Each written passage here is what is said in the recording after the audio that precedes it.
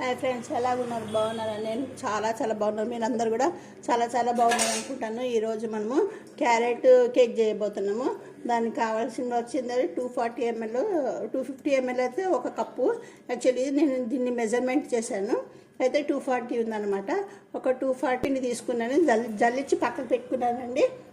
ఒక 50 ml వచ్చి milk powder తీసుకున్నాను. 50 ml మిల్క్ పౌడర్ తర్వాత ఒక 100 ml వచ్చి షుగర్ తీసుకున్నాను. మళ్ళీ half cup milk plus 5 table spoon extra తీసుకున్నాను. 100 grams వచ్చి క్యారెట్ తీసుకున్నా. ఒక 3 టేబుల్ స్పూన్ గీ తీసుకోవచ్చు, లేదంటే బటర్ తీసుకోవచ్చు, లేదంటే ఆయిల్ తీసుకోవచ్చు, మీ ఒపీనియన్ అండి. నేనైతే ఆయిల్ తీసుకున్నాను. ఎక్కువ నెయ్యి వాసన వస్తే కూడా కేక్ తినబుద్ధి కాదు, అందుకనే నేను ఆయిల్ తీసుకున్నాను. 3 టేబుల్ స్పూన్ అంతా. వచ్చి ఒక హాఫ్ టేబుల్ స్పూన్ ఇలాచీ పౌడరు, ఒక పించ్ ఆఫ్ సాల్ట్, పావు table spoon baking soda, 1 table spoon వచ్చి బేకింగ్ పౌడర్.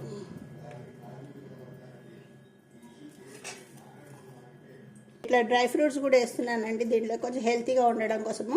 మనం జొన్నపిండి తీసుకున్నాం కదా, దానితో పాటు మనం మైదా వాడకుండా జొన్నపిండి తీసుకున్నాము. దాని కాంబినేషన్గా కొంచెం ఫ్లేవర్ ఎక్కువ రిచెస్ట్గా ఉండాలని ఏం చేశానంటే, మన వాల్నట్స్ ఒక 25 ml తీసుకున్నాను. 25 గ్రాములు వాల్నట్స్ తీసుకున్నాను. 50 గ్రాములు అంజీర్ తీసుకున్నాను. ఒక 15 అంతా పిస్తా పప్పులు తీసుకున్నాను. క్రైంబెర్రీ తీసుకున్నానండి, ఆర్ రెడ్ తీసుకున్నాను. కిస్మిస్ తీసుకున్నాను ఒక 25 grams. కాజు వచ్చి ఒక 25 grams తీసుకున్నాను. టూటీ ఫ్రూటీ తీసుకున్నానండి. ఇవన్నీ రెడీ చేసి పెట్టుకున్నాను. ఇప్పుడు ప్రాసెస్లోకి వెళ్ళిపోదాం పదండి. ఇప్పుడు మనము ఈ జొన్న పిండిని జల్లిచ్చేసుకుందాము. మెజర్మెంట్ చేసుకున్నాం కదా, ఈ జొన్న పిండిని జల్లిచ్చే ఇందులోనే మిల్క్ పౌడర్ కూడా వేస్తున్నాను అండి. నేను 50 ml తీసుకున్నానండి మిల్క్ పౌడరు ఉంది. ఇది అయిపోయింది కదా, మనం బేకింగ్ పౌడర్ వేసుకుందాము. 1 స్పూను, పావు టేబుల్ స్పూన్ వచ్చి బేకింగ్ సోడా, ఒక pinch of salt,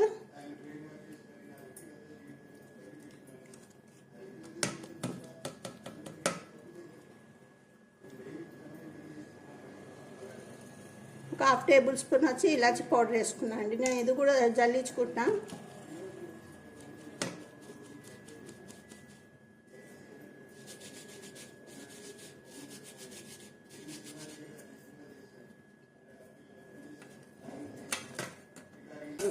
dry ingredients అన్నీ ఒకసారి ఇట్లా స్పూన్తో కలిపేసుకోవాలండి, బాగా కలిసేటట్టు. 100 ml షుగర్ వేసేసానండి. ఆయిల్ వేస్తున్నాను. హాఫ్ కప్ అంతా మిల్క్ పోస్తున్నా అండి.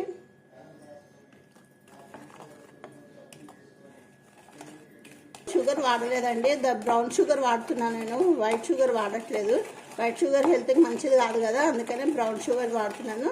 మీరు ఈ బ్రౌన్ షుగర్ నచ్చకపోతే బెల్లం కూడా కరగబెట్టుకొని, గోరచ్చని నీళ్ళలో కరగబెట్టుకొని వాడుకోవచ్చు. ఇప్పుడు జల్లెడ పెట్టుకున్నాం కదా, ఇది కొద్దిగా వేసుకొని కలుపుకోవాలండి.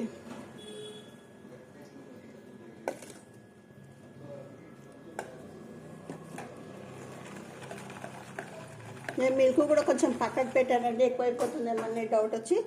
కావాలన్నప్పుడు మళ్ళీ కలుపుకోవచ్చు.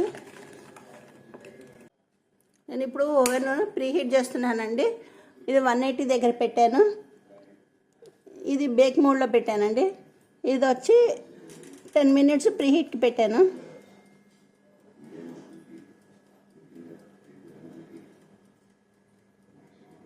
ఈ బ్యాటర్ని కంప్లీట్ కలిపేసేసుకుందామండి. ఇందాక ప్రీహీట్ చేయడం కోసమని ఓవెన్ దగ్గరికి వెళ్ళాను నేను, అందుకని కొంచెం బ్రేక్ ఇచ్చాను మీకు.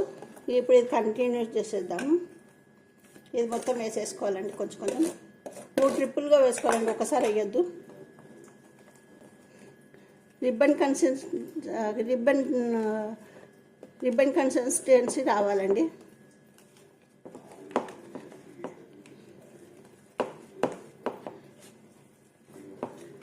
మన దోశ పిండి టైప్ రావాలి.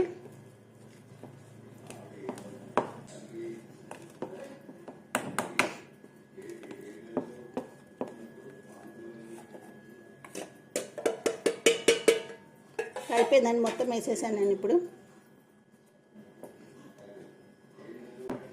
ఇలా గరిటి జారుగా రావాలండి. కొన్ని పాలచుక్కలు పోస్తున్నాను నేను. క్యారెట్ డ్రై ఫ్రూట్స్ వేస్తాం కదా, గట్టిగా అయిపోతుంది, అందుకని కొన్ని వేసాను. హాఫ్ కప్ కన్నా 2 టేబుల్ స్పూన్స్ పాలు పోసానండి నేను. జారుగా రావాలండి. కొన్ని పాలచుక్కలు పోస్తున్నాను నేను. క్యారెట్ డ్రై ఫ్రూట్స్ వేస్తాం కదా, గట్టిగా అయిపోతుంది, అందుకని కొన్ని వేసాను. హాఫ్ కప్ కన్నా 2 టేబుల్ స్పూన్స్ పాలు పోసానండి నేను.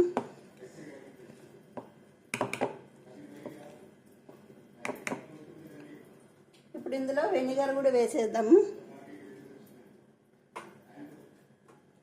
క్యారెట్ వేసేద్దామండి. ముందుగా క్యారెట్ వేద్దాము. 1 టేబుల్ స్పూన్ అంతా వెనిగర్ కూడా కలిపేస్తున్నాండి నేను. వెనిగర్ కలిపాక ఎక్కువసేపు చేయొద్దండి, కట్ అండ్ ఫోల్డ్ టైప్లో కలపాలి దాన్ని. ఇప్పుడు డ్రై ఫ్రూట్స్ కూడా వేసేస్తున్నాండి.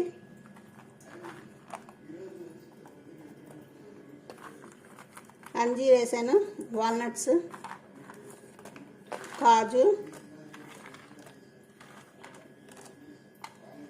టూటీ ఫ్రూటీ 4-5 సార్లు ట్యాప్ చేసుకొని ఇప్పుడు ఓవెన్లో పెట్టేద్దాం.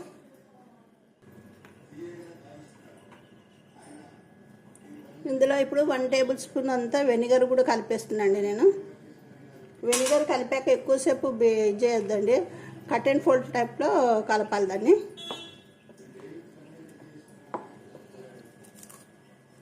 ఇప్పుడు డ్రై ఫ్రూట్స్ కూడా వేసేస్తున్నాండి.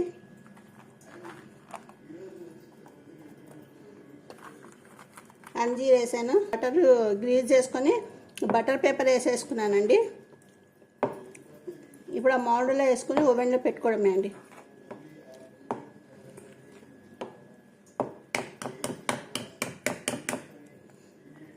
ఇంత కలర్ఫుల్గా ఉందో చూసారా. ఇది 6 ఇంచ్ హార్ట్ షేప్ మౌల్డ్ తీసుకున్నానండి. ఇందులో ఈ బ్యాటర్ వేసేస్తున్నాను.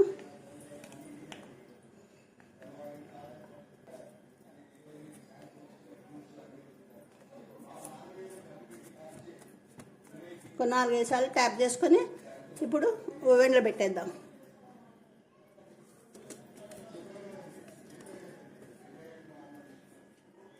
ఓవెన్లో పెడుతున్నాను. ఓవెన్లో మిడిల్ ర్యాక్లో పెడుతున్నానండి.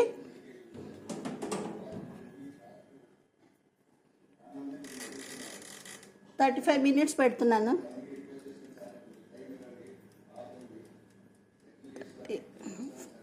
35 to 40 మినిట్స్ మధ్యలో పెట్టానండి నేను. ఈ లోపల 35 మినిట్స్కి ఒకసారి చూద్దాము. టూత్ పిక్ పెట్టి చూస్తే అయిపోతే అవసరం లేదు, లేకపోతే ఇంకొక 5 మినిట్స్ ఉంచాలి. కేక్ అయ్యాక చూద్దామండి ఎలాగొస్తుందో. డ్రై ఫ్రూట్స్ వేసుకుందామండి. నేను కొంచెం డ్రై ఫ్రూట్స్ టూటీ ఫ్రూటీను వేస్తున్నాను. ఇవి డైరెక్ట్ వేస్తే మాడిపోతాయండి. కొంచెము అదే గోధుమ పిండి కానీ మన ఏదైనా పిండిలో కలిపి వేయాలి, అప్పుడు మీకు మంచి మాడిపోకుండా మంచి కలర్ వస్తుంది. కేక్ రెడీ అయిపోయిందండి. ఇప్పుడు బయటికి తీద్దాము. చాలా బాగా వచ్చిందండి. ఇప్పుడు ఒకసారి టూత్ పిక్ పెట్టి చూద్దాము ఎలా వచ్చిందో. వావ్, అస్సలు అంటుకోవట్లేదండి చేతికో ఎక్కడిగో, చాలా బాగా వచ్చిందండి. ఇప్పుడు దీన్ని మొత్తం కూల్ అయ్యే వరకు బట్ట కప్పి పెట్టేద్దామండి. కూల్ అయ్యాక కట్ చేసి చూపిస్తాను మీకు ఎలా వచ్చిందో, టేస్ట్ అది స్మూత్నెస్ ఎలా వచ్చిందో చూపిస్తాను. దీనిపైన 1 గంట సేపు ఇలా పెట్టేయాలండి. మొత్తం టోటలీ కూల్ అయిపోతుంది. అప్పుడు తర్వాత కట్ చేయాలి. వేడి మీద కట్ చేస్తే మొత్తం ముక్కలు అయిపోతుందండి కేక్ని. ఇప్పుడు కేక్ అంచులకి లోపల బటర్ పేపర్ నుంచి కేక్ అంచులకి లూజ్ చేయాలండి. ఆల్రెడీ అయిపోయింది, ఇది లూజ్ అయిపోయింది. ఇలా లూజ్ చేయాలి కొంచెము.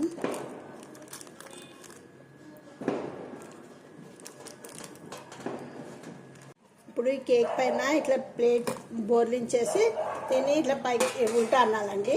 ఉల్టాని దీన్ని ఇట్లా ట్యాప్ చేయాలి. ఇగో ఇలా వచ్చేస్తుందండి. చూసారు ఎంత బాగా వచ్చిందో. ఇప్పుడు దీన్ని మళ్ళీ ఉల్టా తిప్పేసి ఈ బటర్ పేపర్ తీసేయాలి చిన్నగా.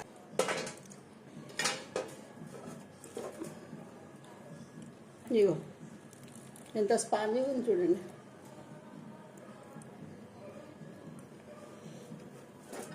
ఇగో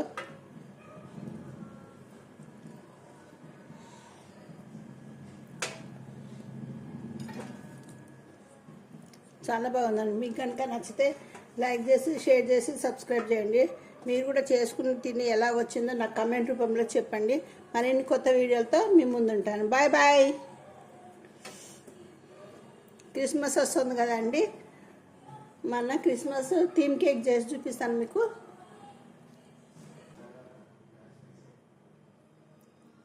ఫ్రూట్స్ మంచి చాలా టేస్టీగా కూడా ఉందండి.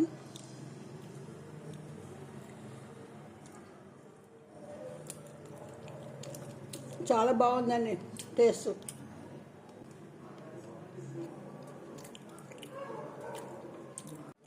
చూడండి ఎలా వచ్చింది, జాలి జాలీగా వచ్చింది. జాలి జాలి స్పాంజ్లా ఉందేదండి, చాలా బాగుంది టేస్ట్ అయితే.